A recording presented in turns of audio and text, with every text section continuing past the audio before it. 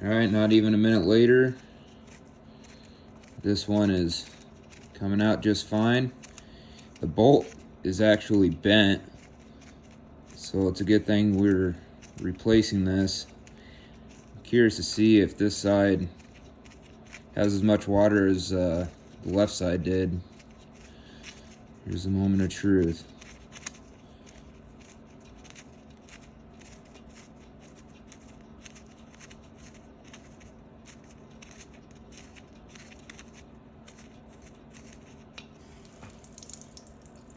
There it is.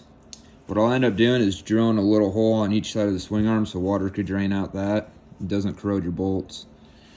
Be replacing it with these bolt hardware chain adjuster bolts.